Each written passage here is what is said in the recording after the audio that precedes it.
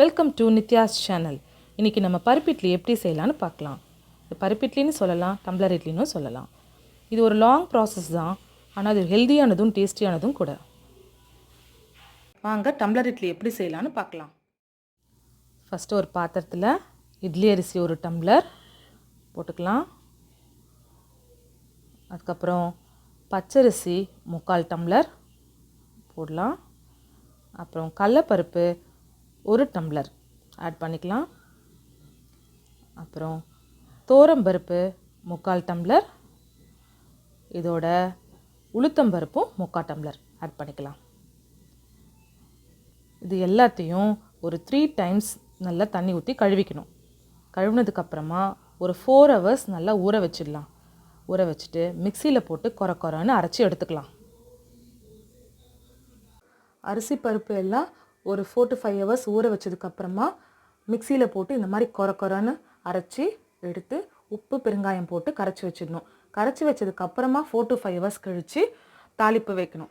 இப்போ பார்த்திங்கன்னா இது 4 to 5 ஹவர்ஸ் ஆகிடுச்சு. இப்போ தாளிக்க போகிறோம். அதுக்கு தேவையான பொருட்கள் பார்த்திங்கன்னா அரைமுடி தேங்காய் நல்லா துருவுனது, ஒரு பெரிய சைஸ் இஞ்சி பொடியாக நறுக்குனது, அப்புறமா 1 ஸ்பூன் மிளகு, 1 ஸ்பூன் சீரகம், கொஞ்சம் கருவேப்பிலை கொத்தமல்லி, 1 ஸ்பூன் கடுகு உளுத்தம்பருப்பு, 5 பச்சை மிளகா, 3 காஞ்ச மிளகா, எல்லாமே பொடி பொடியாக நறுக்கி வச்சுக்கோங்க. அவங்கவுங்க தேவைக்கேற்ப கேஷ்யூ நட்ஸ் முந்திரி பருப்பு எடுத்து வச்சுக்கோங்க. அப்புறம் தாளிக்கிறதுக்கு எண்ணெயும் நெய்யும் தேவை. இப்போ தாளிக்கிறதுக்கு ஒரு பேன் அடுப்பில் வச்சிடலாம். 2 குழிக்கரண்டி ரீஃபைண்ட் ஆயில் ஊற்றிக்கலாம். கூடவே ஒரு 4 ஸ்பூன்ஸ் நெய் ஆட் பண்ணிக்கலாம். ரொம்ப டேஸ்டியாகவும் வாசனையாகவும் இருக்கும். எண்ணெய் நெய் எல்லாம் காஞ்ச உடனே கடுகு உளுத்தம்பருப்பு ஆட் பண்ணலாம். இப்போ கடுகு உளுத்தம்பருப்பு ஆட் பண்ணுறோம்.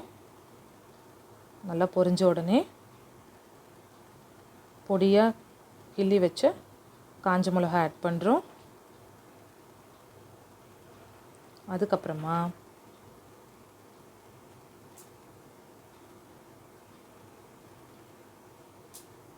கொஞ்சம் பொரியட்டும்.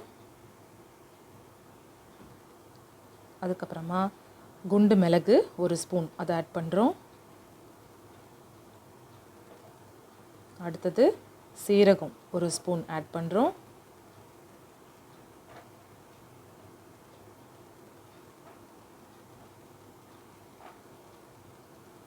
அடுத்தது முந்திரி ஆட் பண்ணுறோம். கொஞ்சம் பொன்னிறமாக வந்த உடனே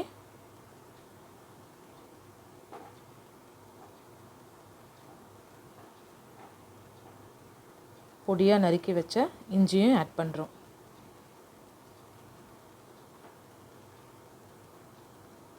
பொடியாக நறுக்கி வச்ச பச்சை மிளகாவை அடுத்தது ஆட் பண்ணுறோம்.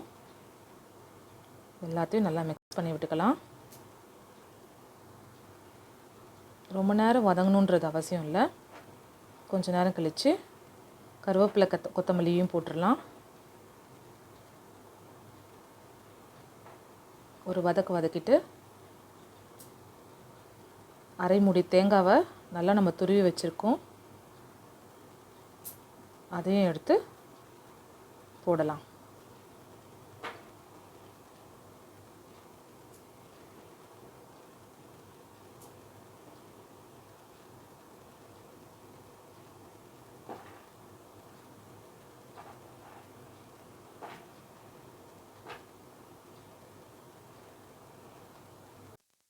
இப்போ பருப்பு இட்லிக்கு தாளிப்பு ரெடி ஆயிடுச்சு. இதை மாவோட ஆட் பண்ணுறோம். கொஞ்சம் கொஞ்சமாக எடுத்து ஆட் பண்ணிடுறோம். ஆட் பண்ணதுக்கப்புறமா நல்லா மிக்ஸ் பண்ண போகிறோம்.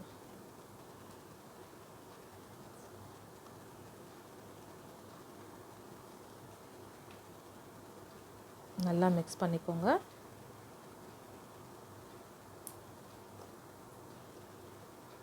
டம்ளர் இட்லின்றதுனால இது டம்ளரில் ஊற்றி தான் வேக வைக்க போகிறோம்.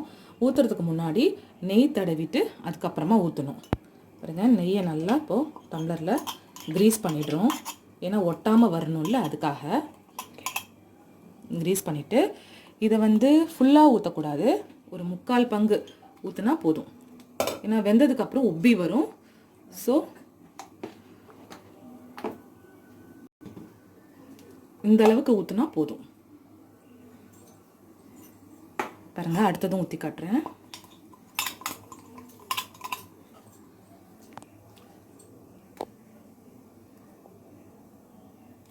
இந்த அளவுக்கு ஊற்றினா போதும்.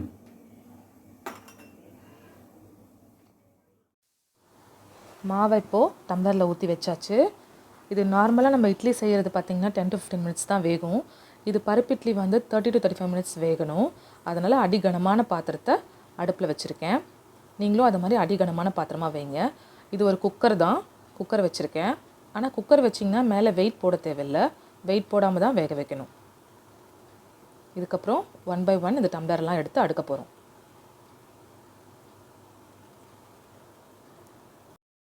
இப்போ டம்ளரெல்லாம் உள்ளே அடுக்கிட்டேன். இதுக்கு மேலே குக்கர் தட்டை வச்சு கூட நீங்கள் 3/4 பங்களவுக்கு ஊற்றிட்டு வேக வச்சு கட் பண்ணி கேக் மாதிரி சர்வ் பண்ணிக்கலாம். இது வந்து ஃபஸ்ட்டு 15 மினிட்ஸ் ஹை ஃப்ளேம்லேயும் செகண்ட் 15 to 20 மினிட்ஸ் மீடியம் ஃப்ளேம்லேயும் வச்சு வேக வைக்கணும். டம்ளர்களுக்கு மேலே குக்கர் பிளேட்டில் மாவு ஊற்றி வச்சுருக்கேன். அதுவும் ஃபுல்லாக ஊற்றாமல் 3/4 பங்கு ஊற்றினா போதும். இப்போது குக்கர் மூடியை போட்டு மூடிட்டு வெயிட் போடாமல் ஃபஸ்ட் 15 மினிட்ஸ் ஹை ஃப்ளேம்லேயும் செகண்ட் 15 to 20 மினிட்ஸ் மீடியம் ஃப்ளேம்லேயும் வச்சு மெதுவாக வேக வச்சு எடுக்க போகிறோம். 30 to 35 மினிட்ஸ் ஆயிடுச்சு. இப்போ வெந்துருச்சான்னு பார்க்குறதுக்கு நம்ம ஒரு நைஃப் எடுத்து இப்படி குத்தி பார்க்கலாம். ஒட்டாமல் வந்திருக்கு. ஸோ நல்லா வெந்துருச்சுன்னு அர்த்தம். இப்போ டம்ளர் இட்லி ரெடி ஆகிடுச்சு. இது எப்படி எடுக்கலான்னு பார்க்கலாம். கத்தி எடுத்துக்கோங்க, சைட்லலாம் இப்படி குத்தி விட்டுக்கோங்க. அதுக்கப்புறமா ஒரு பிளேட்டில் கமத்திடுங்க. மேலே சும்மா டேப் பண்ணுங்கள். இப்போது டம்ளர் இட்லி ரெடி. இப்போ அடுத்த டம்ளரையும் எடுக்கலாம். பாருங்கள், இது ஆக்சுவலாக நீங்கள் அடுப்பை ஆஃப் பண்ண உடனே எடுத்திங்கன்னா வராது. ஒரு 10 மினிட்ஸ் நல்லா ஆற விட்டதுக்கப்புறமா இந்த மாதிரி எடுத்திங்கன்னா நல்லா அழகாக டம்ளராக வரும். இதே மாதிரி எல்லாத்தையும் எடுக்கலாம். டேஸ்டியான பருப்பு இட்லி ரெடி. இந்த கேக் இட்லியை கேக் மாதிரி கட் பண்ணி சர்வ் பண்ணலாம்.